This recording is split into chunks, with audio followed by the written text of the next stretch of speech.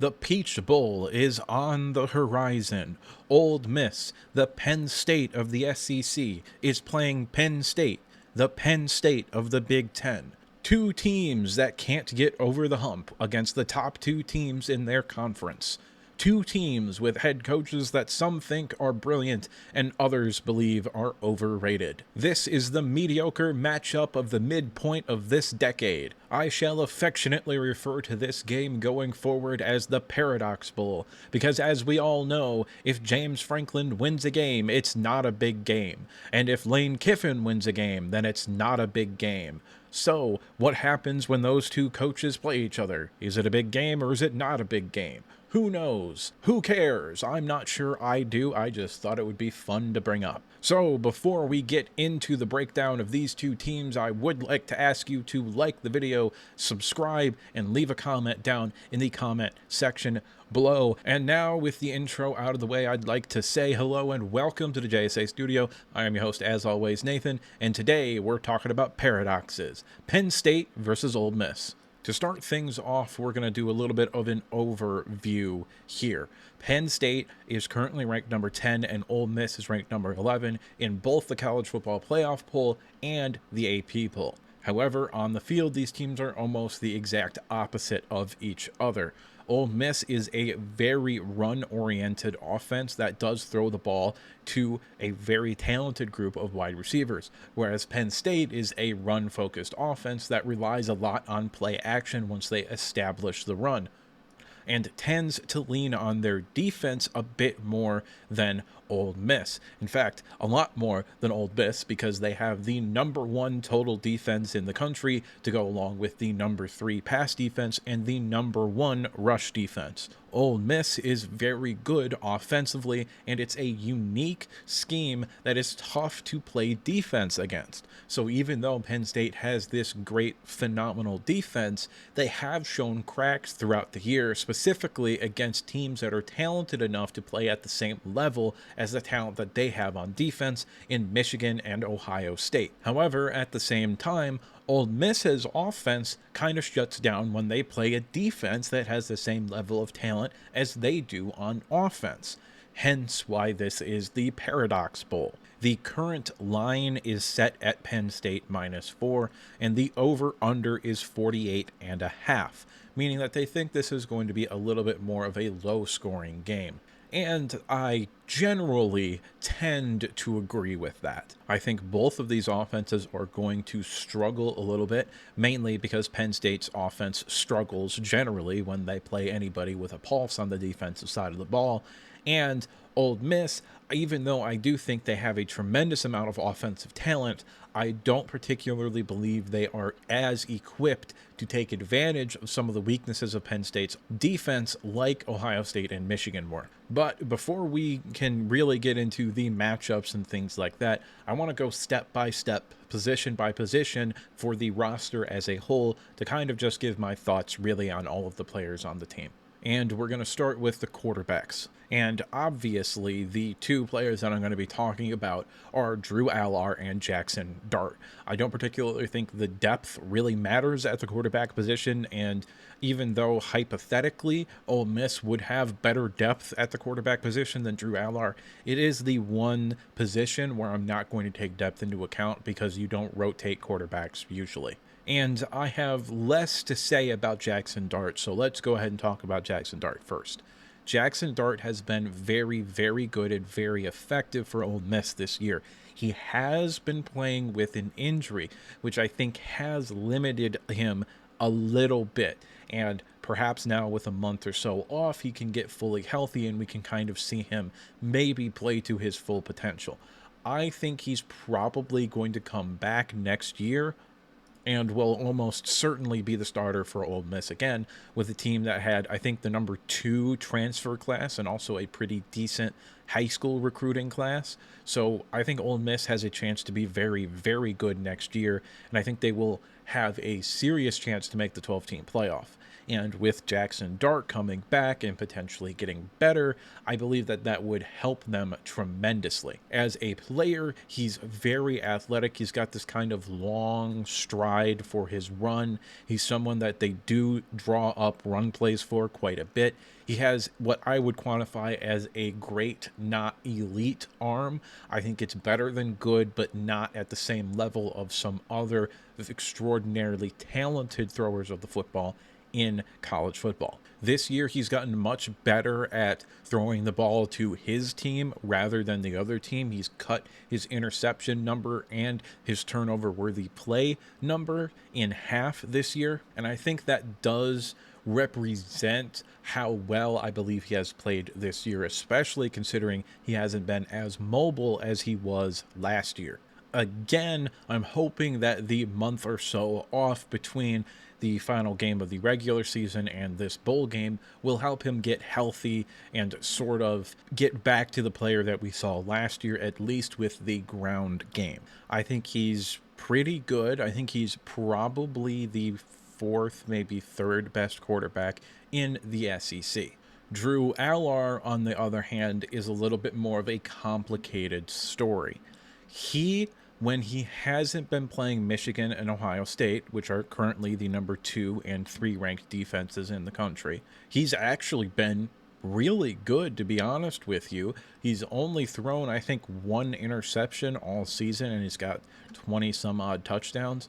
Now, obviously, that isn't the whole story, because Penn State's defense is arguably the best defense in the country and arguably is the best defense at creating turnovers and positive field position for their offense. So a lot of those touchdowns, either through the ground or through the air, came on short fields where they started in opponent territory. When he is asked to generate consistency or with big plays, he is not as effective as he is when he's starting with the ball in the opponent territory. He is very efficient. He doesn't make a whole lot of mistakes. Those turnover numbers are legit. They are not an aberration or an illusion or anything like that. He is very careful with the ball. His completion percentage, I think, is also indicative of how good he is as a thrower of the football and how accurate he is, because he is very accurate and does have the ability to push the ball down the field when the offense lets him. And that's the key part. For whatever reason, the offensive coordinator and play caller for Penn State this year, Mike Urich, did not call the same type of game when playing Michigan and Ohio State when he did in the 10 other games that they played this year. When playing Michigan and Ohio State, he stopped calling deep shot plays. He stopped calling even intermediate plays. It was all quick, short game sort of stuff. And that took away from what Drew Allar does best, which is sling the ball. The dude's got special arm talent. Legitimately one of the best arms in college football. It's absolutely incredible to see him throw the football. It's a tight spiral almost every time. It can go anywhere, and he can throw off his back foot and deliver it 50 yards. And on the rare opportunities when he is allowed to take a 3 or 5 step drop and sling the ball down the field, it looks really, really good. But the play calling just disappeared against Michigan and Ohio State. Now, they both have top 5, top 3 even defenses in the country, but I think Penn State was not held back by quality of play by the quarterback or by the running game or the offensive line or any other position you want to point to. I think they were held back by the quality of offensive play calling, because there was opportunities. The most blatant stupidity that was on display for the play calling was on a got-to-have-it 4th down and like 5 or 6 against Michigan at home. They run an option route to the slot corner, and there's a miscommunication between Drew Allar and the wide receiver, and Drew Allar throws it into the middle of the field, and the wide receiver breaks out to the right. Why are you calling an option route when you don't normally call option routes? That is not a staple of their offense. That's just one example of an absolutely insane amount of horrible play calling that was going on in Happy Valley this year. So I don't know if the play calling is going to get better. However, I do know Ole Miss's defense is not as good as Michigan and Ohio State's defense. So I do think that Drew Allar would have a better matchup against Ole Miss's defense than Jackson Dart would against Penn State's defense, even though I think Jackson Dart right now is a better quarterback than Drew Allar. So if you're wondering who I think is better, it's Jackson Dart, I believe, is better right now than Drew Allar. But I actually think Drew Allar might have a more favorable matchup against Ole Miss's defense than Jackson Dart has against Penn State's defense. Moving on to the running backs and by extension the running game. I might make some people mad with this one, but I'm going to tell you right now, Ole Miss has a better pair of running backs and more running back depth than Penn State does. Ulysses Bentley and Quinshon Judkins have been much, much better this year than Katron Allen and Nick Singletary. In fact, I think Ulysses Bentley, the backup for Ole Miss, is better than Nick Singleton and Katron Allen. So if he transferred to Penn State, I think he would be the starting running back. Now, Bentley and Judkins are not really big factors in the receiving game. Bentley is, I think, a little bit better at doing that than Judkins right now.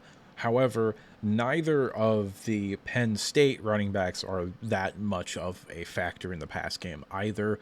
They don't even particularly take checkdowns very well. They're both kind of straight line one cut backs, whereas Judkins and Bentley have a little bit more shift to them. Now, I will also say this about Penn State's running backs. They are much, much better at getting those dirty yards. Like when they get hit by the linebacker, they fall forward and get an extra yard, yard and a half, 2 yards. They're better at that than the Ole Miss running backs Bentley and Judkins. However, as a counterpoint to that, Judkins and Bentley are more explosive, although just slightly so, than Katron Allen and Nick Singleton. So there is a little bit of style here in terms of which sort of style of runners do you prefer. Do you want the more explosive kind of shiftier back, or do you want the bigger power backs that can still break it with the long speed?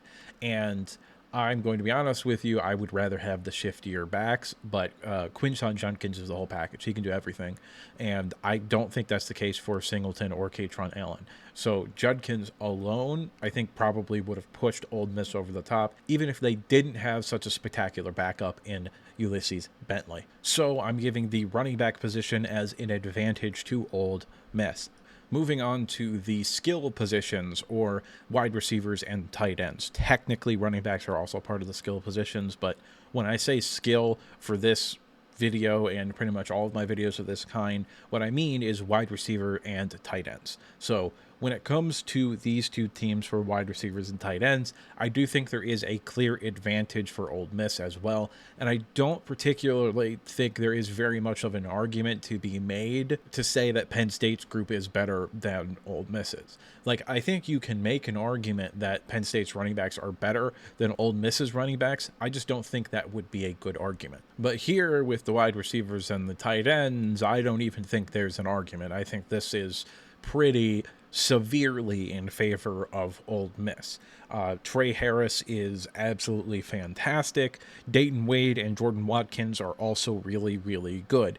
Penn State's only real wide receiver that I think would have even a chance to crack the top 3 rotation at Ole Miss would be Keandre Lambert-Smith, who actually I do really like. I actually like him a lot. I think he's somebody who's going to be a late-round pick that ends up playing for a very long time in the NFL. But I'm still not sure that he cracks the top 3 of Ole Miss's rotation. If you want to talk about tight ends, I do think that's an advantage for Penn State. Ole Miss doesn't particularly utilize tight ends a whole lot. I mean, they've got Prescorn, who's decent. Like, I think he's okay. But I would say that Warren and Johnson for Penn State are both better than Prescorn. However, I think the wide receiver position is such a mismatch and far more important to this game that I'm going to give the overall skill position edge to Ole Miss. Next up is the offensive line. And I do think that there is a pretty clear advantage for one team here. And let's go ahead and start with the tackle position for Ole Miss. That's going to be Victor Kroon and Micah Pettis. For Penn State, that's going to be Olu Fashanu and Caden Wallace. And I do think at the tackle positions, it is 2 for 2 for Penn State. I mean, Olu Fashanu is very likely going to be a top 10 pick in this draft class. He's extraordinarily athletic, very good in the run game, and absolutely spectacular as a pass protector. Caden Wallace, although he has been better as a pass protector than a run blocker this year by a significant margin, in my opinion, he is still a very, very good offensive tackle at the college football Power 5 conference level. Although I should probably stop saying Power 5 because pretty soon it's only going to be Power 3. But that is a topic for another day at another time. Returning to the offensive line and moving inside to the guard position, I think this is a little bit more of a conversation. Neither one of these guard groups have been particularly good, in my opinion. Penn State's group is Ioane and mainly Sal Wormley, but JB Nelson also gets in there quite a bit. And for Ole Miss, it's basically Jeremy James and Quincy McGee. And I don't think either of these groups are particularly good. In fact, it's kind of a wash. I will say that probably just slightly I would lean Penn State on both of the guard positions, but I don't think that you can definitively make a statement saying one group is better than the other, because both of them are astonishingly average. However, moving into the center position, I do think that this is a more clear advantage for Penn State here. Pretty much either center that's been playing for Ole Miss this year, either Warren or McIntyre, haven't been particularly good. Warren has been better, but Penn State's center has been one of the better centers in the country this year, and I really like him going forward. So I am going to overall give the edge to Penn State along the offensive line. Next up on the docket here is going to be the edge rusher position. And this is where, for the first time, I kind of need to talk about who opted out of this bowl game. There haven't been a whole lot of significant opt-outs for either of these teams. Ole Miss did get hit significantly harder, but it was pretty much exclusively in the depth or to too deep department rather than actual starters. That being said, for Penn State, the man pictured on screen on your left, Chop Robinson, opted out of this game, and he will not play. And him not being there does make this a bit more of a conversation than I had originally anticipated. So let's go ahead and talk about the edge rushers here. Penn State did rotate their edge rushers a little bit, so they do have some guys with some experience, but the main two were Robinson and Adisa Isaac. However, Dennis Sutton also got some serious run as well, and he played pretty good. So I do think that he will be able to step up into a more significant role effectively, and I'm not sure there will be that big of a drop-off. Obviously, there will be a drop-off. Chop Robinson is a top 20 pick in this upcoming draft, in my opinion, but I don't think they're going to fall off the cliff down to like having bad play along the edges or anything like that. And for Ole Miss, they've used a bit more of a rotation than Penn State has. The main guys are Kuwu, Johnson, Gordon, and Perkins. However, I don't particularly think any of them are as good as Adisa Isaac or even really Dennis Sutton as well. So I think the edge position, so to speak, does have a pretty clear, in terms of better players, in my opinion, it is pretty clear that Penn State does have the edge there. On the interior, however, it's a different story. This one is much much closer. So for Old Miss, Stone and Ivy have been the main two guys, although recently JJ Pegas has come on and started to play really well as Xavier Harris as a sort of rotation piece, fourth sort of guy in that group. For Penn State, it's Durant, Ellis, Izzard, and Beeman as sort of their top four. And I do actually think that Ole Miss might have the best two players here with Stone and Pegas, at least as how well he's played recently. Now, for the whole season, I still think Stone would probably be the best of the group, but I think Durant and maybe Izzard as well would be ahead of Pegas if we are taking the whole season into account rather than just sort of like a recency bias sort of thing. So I think if the play from the past few weeks is what holds up for Ole Miss, because I think their defensive line did get better as the season went on, then I think the interior defensive line unit would actually go to Ole Miss by a slim margin. However, if we're taking the whole season into account, then I would give it to Penn State.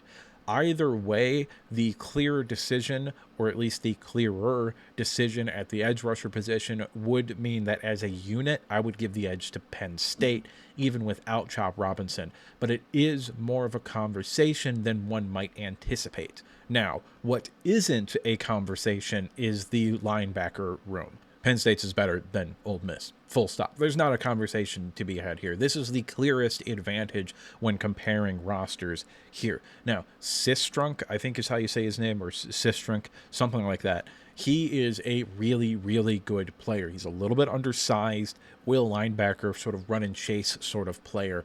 Penn State's linebackers are on a different level, okay? Kobe King and Abdul Carter, I think, are both guys that are going to get drafted very, very high in 2025, not this upcoming draft class. Carter because he isn't eligible, and King because I think he should return. But Carter, I think, is probably going to be a first-round pick for Penn State in 2025.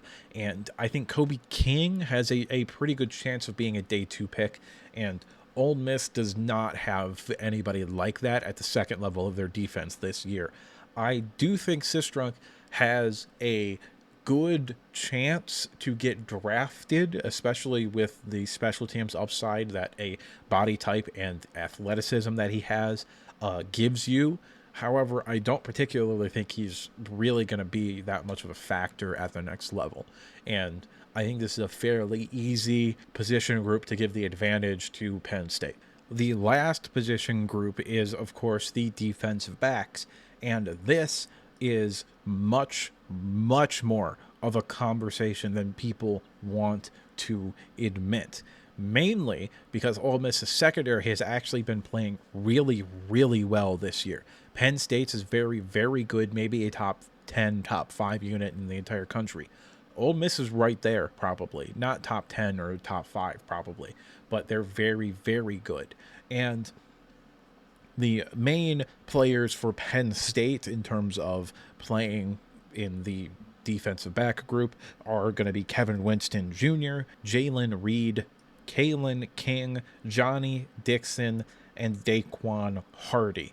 The main players for Ole Miss are going to be Deontay Pierce, Zamari Walton, John Saunders Jr., Trey Washington, and DeJounte Anthony. And this is a lot closer than people are going to be willing to admit. The secondary play for Ole Miss has been very, very good this year, and Penn State's maybe have not been as good as some people are claiming. Now, Kalen King, absolutely fantastic. Jalen Reed's been great as well. Daquan Hardy's been solid, okay? And Kevin Winston Jr. has been very, very good as a safety for them. But when you kind of take it all into account here, I would say that Penn State's is a little bit better than Ole Miss's. However, Ole Miss's is still very, very good. And I think they probably have a better matchup against Penn State's skill position players rather than Penn State's defensive backs have against Ole Miss's defensive backs. However, it's all said and done. I do believe that Penn State has the better group of DBs. So, to sort of summarize here the positional rankings in terms of who's better and who isn't, at the quarterback position, I have given Ole Miss the advantage. At the running back position, I've given Ole Miss the advantage. At the wide receiver position and skill positions, I'm going to give Ole Miss the advantage. Offensive line, Penn State. Defensive line, Penn State. Linebacker, Penn State. Defensive back, Penn State. Although it is much closer at some of those positions than people want to admit. Now let's move on to sort of what actually matters. It doesn't particularly matter who has the better roster so much as it does matter how those strengths can match up against weaknesses, or strength on strength, or weakness on strength, or whatever combination you want to put it together. So who has the advantage here? Ole Miss's quarterback or Penn State's defense? Overall, I am going to give Penn State's defense a little bit of an advantage. I do think it's close. However, Penn State's D is so good and they do so many things that make a quarterback's life difficult. And we don't honestly know if Jackson Dart is fully healthy, if he has regained that ability to move around and not just to run the football, but to scramble and get out of sacks and extend plays. So we don't particularly know that. If Jackson Dart was healthier, this could be maybe more of a conversation, but I still would give the advantage to Penn State's defense, even if I knew for 100% certainty that Jackson Dart was going to be 100% healthy heading into this game. Ole Miss's offensive line versus Penn State's front seven. I am going to give the advantage to Penn State. I don't really think this is much of a conversation here. I think that might be the biggest mismatch of this game. And for Ole Miss's skill position players versus Penn State's back seven, I'm actually going to give the advantage to Ole Miss, because Penn State skill position players are not that good, and Ole Miss's secondary has been much better than people want to admit this year. The rest of the defense hasn't been great, but their secondary has been solid. Now, when it comes to Penn State on the offensive side, Penn State's quarterback versus Ole Miss's defense, I am going to give the advantage to Ole Miss, mainly because I don't know what the play calling is going to look like. If they do sort of open up the playbook and let him take a little bit more risk with the ball, I think it will help Penn State in that case. However, I don't trust James Franklin or whoever the interim play caller is going to be able to do that. I still think it'll probably be the same offense that Penn State has ran this year. So I am going to give the advantage to Ole Miss's D as a whole unit. When it comes to the offensive line versus the front seven for Penn State versus Ole Miss, I am going to give the advantage to Penn State. I do think they will be able to run the ball fairly effectively. And when it comes to Penn State's skill versus Mississippi's back seven, which I'm now just realizing that when I was talking about Ole Miss's skill versus Penn State's back seven, I might have said it backwards, but the point still stands. I still think Ole Miss's skill wide receiver wise is better than Penn State's back seven, because I really like their group of wide receivers. However, I am also going to give Ole Miss the advantage here because the secondary has been better than people want to talk about, and the skill positions for Penn State's aren't very good right now. Now, when it's all said and done, how do I think these matchups are going to matter? Well, I do think that Ole Miss does have the right idea on how to beat Penn State. Both Ohio State and Michigan, Penn State's only two losses this year, basically just lined up and played bully ball. They just ran straight down the middle, right up the middle, and they said, you can't stop us, and Penn State couldn't stop them. So I do think that Ole Miss is going to try to do that, and I do think they have the running backs to be able to succeed at doing that. I'm not sure about the offensive line. So I think Ole Miss, hypothetically, if the offensive line can maybe be a little bit more cohesive and play a little bit better, punch above their weight class, so to speak, does have the capability of being able to take advantage of Penn State's weaknesses in the same manner that Michigan and Ohio State did and will probably continue to do. Offensively for Penn State, I do think they're going to be able to run the ball more effectively than against Ohio State or Michigan. Because the fact of the matter is, Michigan is the number 2 defense in the country, Ohio State is the number 3 defense in the country, and Ole Miss is nowhere near that. They are a okay defense. They're average at best. And honestly, their front seven play has been kind of bad. So I do think that Penn State is going to be able to move the ball and have an easier time doing so than Ole Miss does. And it's because of that that I am going to predict that Penn State wins this game by the score of 23-17. But that's just me, and what do I know? I'm just some asshole on the internet giving you his opinion. And it's at this point I'd like to remind you to like the video if you liked it, subscribe if you want to see more content like this, and if you disagree with me at any point, or you just have something to say, go ahead and drop a comment down in the comment section below. And now with the outro out of the way, there's only one thing left to say, and that's that I'll see you next time.